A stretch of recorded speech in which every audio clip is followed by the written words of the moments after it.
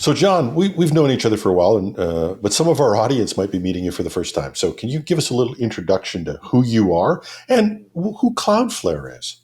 Okay. Yeah, it's good to see you, Jim. And thanks for having me on. My name is John N. Gates. I'm field CTO at Cloudflare. I've been with the company for about 2 years. And in my role, I spend a lot of time with our largest customers. I travel around the world and speak at conferences and events and go to customer roundtables and really listen a lot to our customers about what they're challenged with and what they're doing, and try to take some of that back to Cloudflare and turn that into products and services that we can deliver to other customers. And what is Cloudflare? I think the question is, what isn't Cloudflare? I mean, we're a platform that covers a lot of different areas. Lately, we've been referring to ourselves most recently as a connectivity cloud, and so we have a number of services in protecting websites and APIs, protecting from bot attacks, DDoS attacks. We host one of the largest and fastest DNS infrastructures in the world at 1.1.1.1. We have a zero trust platform. We have an email platform for protecting against phishing, all kinds of stuff in that category of what is Cloudflare.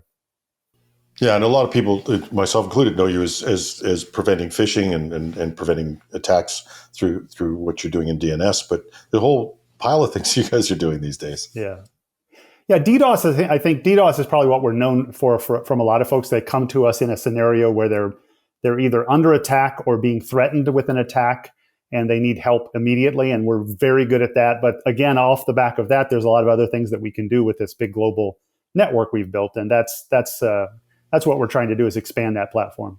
And one of those, combined with your role in being out there in the field and talking to people, was the reason I wanted to talk to you today, was to talk about AI. No surprise, everybody's talking about it, but there's a lot of noise about the threats and risks of AI. What are you hearing from the field?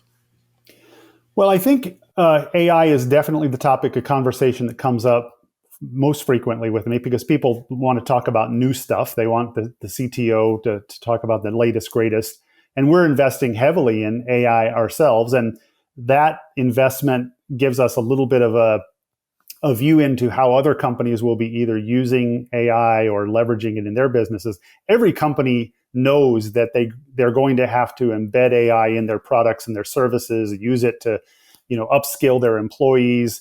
And so they're looking toward that future. They're trying to figure out what to do with it first and where to make those investments soon. And, the challenge is that there are risks associated with it. And so companies are a little bit hesitant to go head first or, go too fast, because they worry about getting over their skis, so to speak, and kind of getting ahead of where the market is and feeling that pain if they should make a mistake. Well, let's go there. What are some of the major threats and risks from AI, from the real world you're in? When I think about AI, the obvious products and platforms that most people jump to nowadays is a chatbot, right? A chatbot or an LLM, a large language model. People are leveraging those in day-to-day tasks today. We usually use them and we think about them for writing or for generating text, but those could be used to generate phishing emails. Like a phishing email is no different than a regular email in regards to the content or the way it looks. And historically, some of the ways we've been able to detect phishing emails is by looking at the bad grammar or the mistakes in punctuation or something that feels a little off, right? And so if the bad guys can use LLMs or chatbots to create better phishing emails, then it might bypass the human detection mechanism. Or another area potentially is social engineering. We think about social engineering attacks, sort of betraying the trust of a human to human contact, right? And an LLM can mimic a human in many ways. There are new voice spoofing potential with some of these generative AI platforms that can generate human voice that mimics yours or mine, and those could be leveraged in the context of a social engineering attack. So those are some very obvious things that are potential threats. And I have to say, even at this point, even some of the avatars, although voice spoofing bothers me more than most, because it's the classical thing that we used to fall back on to say, well, yeah, but if you get a phone call from somebody and you recognize their voice, you know. But so social engineering has gotten a lot more sophisticated using this. I know I have to say I almost fell for one myself, and I'm pretty good at this sort of thing. I'm knock on wood. I'm not being overly proud, but I have to say this thing was constructed so well. It just something in my spidey sense went off, and I said, don't click on this. But it was so well done. It looked exactly like it had come from Google. Yeah, and those are the kinds of things that people are dealing with every single day. When something comes into your inbox or your SMS inbox or your social media inbox, those things can mimic platforms that are very important in our day-to-day lives. It could be a login page for maybe your internal tools. It could be Cloudflare itself was targeted with a very sophisticated SMS phishing attack last year, where they sent us a text that sort of said your schedule has changed, log in to check, to make sure you're up to date on your latest information. And the page that it took us to looked a lot like Okta, like the Okta login page for our internal tools. And it was a fake. It looked exactly like it. It was a domain name that had been registered very recently. And people, they look for clues. And in this case, there weren't very many clues. And so it's really hard for a human to detect that stuff. And so we need to protect those people, right? Yeah, yeah. And for this particular one, like I said, the thing that I think this is the thing that AI lends itself to, the language was so good, and it had done research on me. I mean, and I knew it was wrong because my eye goes to the URL and I just spotted one tiny thing in there. Went, oh, that's not it.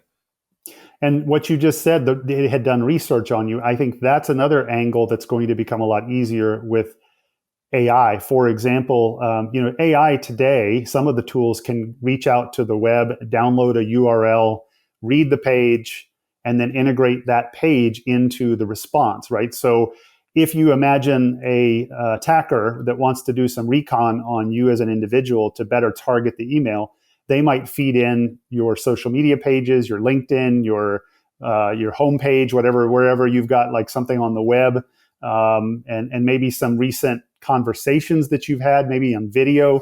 Feed the transcript of that video in, and now you've got an instant profile of Jim, right? And it makes it easier to go target you because it all sounds real, like somebody that actually met you at a conference or somebody that actually knows you. Very easy to mimic with those kinds of capabilities, and it's almost instantaneous. I mean, some of the stuff that's been fairly clumsy, but you can now with generative AI, you can go say, emulate my style. And I've watched it write this stuff. It's pretty damn good. Right. Well, especially if you just give it an example of the style, if you've got like a blog post or a recent article that you've published, just give it to the AI. I mean, I'm not trying to give people ideas of how to do this, but obviously people are thinking about this, and there's no, the thing that concerns me most is that while there may be trust and safety mechanisms in some of the commercial tools or the ones that we're thinking of in the top of mind, the open source side of things lends itself to attackers using these in ways that they were never intended, with no guardrails, with no oversight. And so don't think that just because ChatGPT doesn't allow you to use it for a hacking tool doesn't mean that attackers won't have this capability with a sort of unconstrained capability. Well, yeah, there's Hack GPT or other words. They're already out there floating around in terms of models. So we've got a new type of threat. It is more sophisticated than we've seen before. What should organizations be doing to protect their data from misuse by AI or from these attacks? Well, the first thing to do is a little bit of an awareness training for your internal employees. I mean, everybody is using AI tools. Sometimes they're not telling people that they're using these AI tools, but if you poll the folks in your organization anonymously and they didn't have to give up their name, you'd probably have greater than 50, 60, maybe 70% of folks that have used the tools or are actively using them. And they're not always, telling folks that they're doing it. But in that context, you need to help give them some guardrails about what should be pasted in, what should be, allowed inside of AI. And, I would recommend highly that if you've got any plans for security awareness training this year, which most of you should, possibly before the end of the year, embed a little bit of an AI module in that to explain that we need to do AI awareness training as well. Yeah, and I don't want to interrupt you, but I'll go back. I congratulate people for using AI. They're going to do it anyway. You might as well make it a warm discussion. It's like the old thing about you don't punish people for talking about security violations. I've made it a point of saying, "Hey, how you doing with this stuff? What's cool? What do you know?" Well, make it safe, right? You want to make it safe for them to talk about it so that it doesn't feel like they're hiding from the boss, right? You want to make it a safe environment to explain the good and the bad of AI. I think it's important for businesses to embrace it to the extent that it will be a differentiator for their business down the road. And if you're not experimenting with it now, you're sort of burying your head in the sand and acting like it doesn't exist. And so you don't want that either. You want your employees to know how to use it. You want them embracing it and leading the way. But let's say that some of them are still using this and we've tried the warm and fuzzy thing, doesn't work. How do you detect if these unauthorized or unvetted AI systems are being used in your company? Yeah, in that context, you need some sort of technical mechanism to detect and to surface the utilization. And so at Cloudflare, for example, we've been iterating some capabilities around our zero trust SASE platform. We call it Cloudflare One, and we've extended that now to have Cloudflare One for AI. So, for example, the gateway capability helps us observe how many employees are using which AI services. It gives us some context to help plan for and budget for, licenses potentially. You might be breaking licenses if your employees are using it. So there's another mechanism there just to detect that. DLP, or data loss prevention, gives us some safeguards around protecting our data and knowing, sort of what kind of data is being shared. We've got some, sort of pre-configured templates that can check for certain kinds of data that might be shared across, across the, the web or through various services. So you can detect these things? Well, you can detect certain patterns in the data, the flow of data. We can look for things that we wouldn't want shared. We can look for social security numbers or credit card numbers, or things that are pasted into into a form and filled out there. We can look for that kind of data and make sure that employees are using good judgment there, and we can detect some of that. APIs are another area that we want to get our heads around, our hands around, some sort of technical mechanism to protect data, because that's one of the most common ways that data is going to flow between AI and company is through the API. So we need to wrap our arms around that as well. So funny. We were talking a few years ago, we were talking about the API economy. Now we're talking about the API risk. Well, I think that, if you think about what an AI is, it's going to want to get as much data as it can from some other third-party service or platform. Historically, that would have meant, or up until now, that would have been probably scraping a web page, like I mentioned earlier, just pasting a URL in and scraping that page. But increasingly, as we go down this path with AI, people are going to want to expose APIs that specifically geared toward or tailored for AI consumption, right? And making your website or your application, sort of inherently AI friendly will probably be done through an API. And therefore, you're going to want to protect that API because it's going to have a lot of data, and you're going to want to control which AI and how much data they can consume and at what rate, and you don't want it abused. And so API protection becomes very, very important.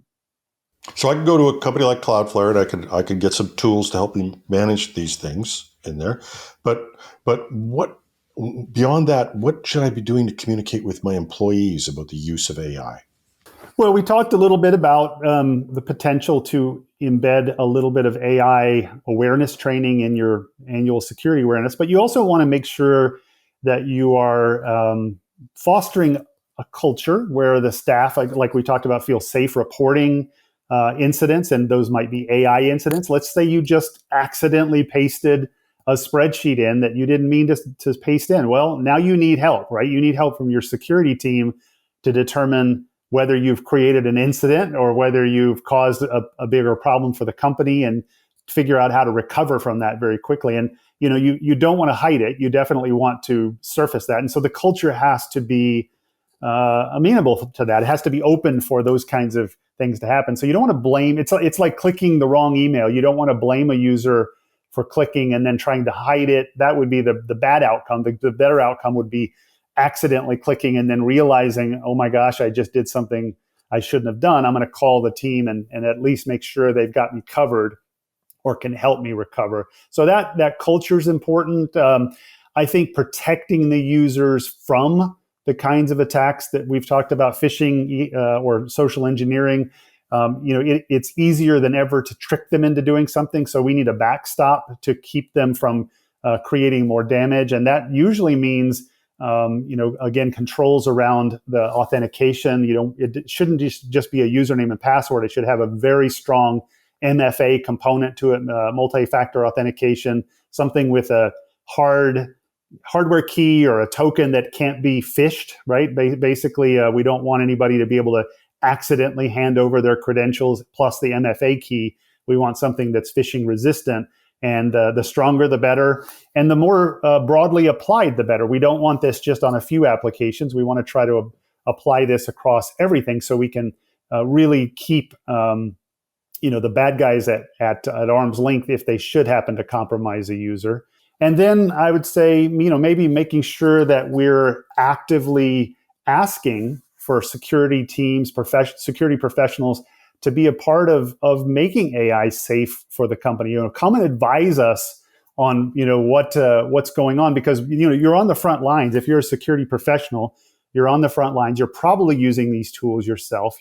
You're probably evaluating companies that are embedding these tools in security products already. So you probably have a good idea of how they're being used on the defense side. But now, what about the adversarial, the attacker? We obviously have to get into their head as well. And again, nobody's better prepared for this than the security professionals to advise our companies on how to deal with AI. Yeah, there's obviously the need for some policies. I mean, because a lot of these things, I'm going to actually go back and check. I hope we've got one myself, but now I'm lights on. We just did our whole policy manual. I'm going to go back to HR and say, what do we have for an AI policy in there? What are the key elements we should be putting into that? It's super important. I actually was at a conference a couple of weeks ago in Toronto, and I asked the audience, it was CIOs and CISOs, I asked them to raise their hand if they had a AI policy and like an acceptable usage or uses AI policy for the company. And I got very few hands, if any, at that event. And I took the Cloudflare policy with me, printed it out, and I took it with me, and I had a little round table and I showed it to folks. And there wasn't anything on there that is crazy, restrictive. It's pretty much, here's the acceptable uses, here's the ways we want you to use it, here's the kinds of data. But every company ought to have this. Every company ought to circulate it some way to their employees so that there's some awareness that there is a policy and that that people have read it and thought about it for at least a few minutes. Because otherwise, AI just looks like any other website, and people sometimes just don't understand what they might be doing. And so the policy is just a good way to cover the bases to some extent and drive a little awareness. So just to summarize on this, some of the things we've talked about is, you've got to get some education out there for people in terms of what AI is. You need some tools to be able to determine what's happening in your environment.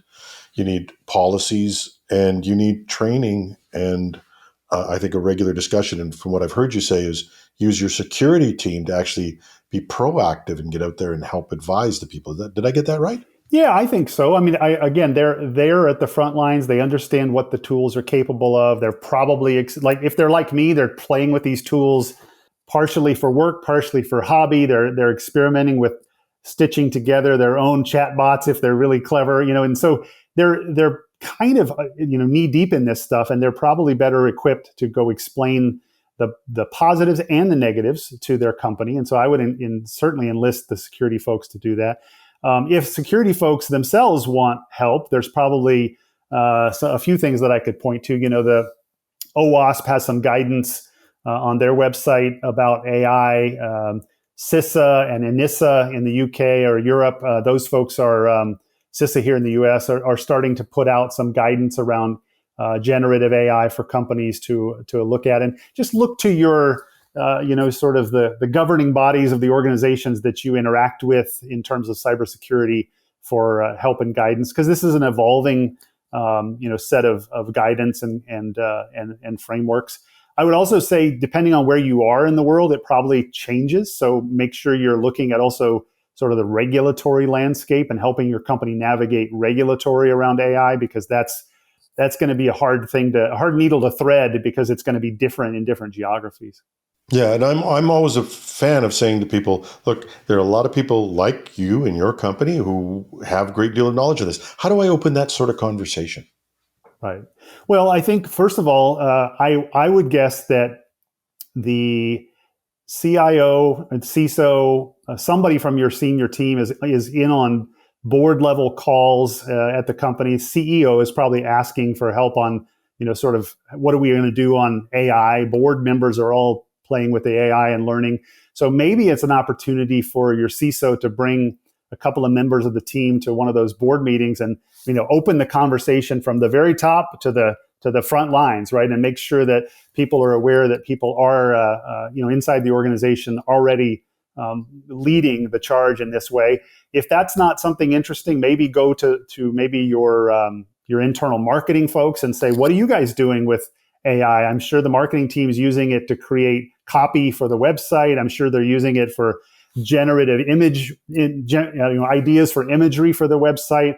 And if you go out and proactively ask some questions, and not in an accusatory way, but like, how can I help you? How can I make the AI more practically available to your teams and make it safe and make sure that you're not, a cause for a data leak at some point? We want to make it safe, but being proactive with the places where it's probably likely to be already used in the organization.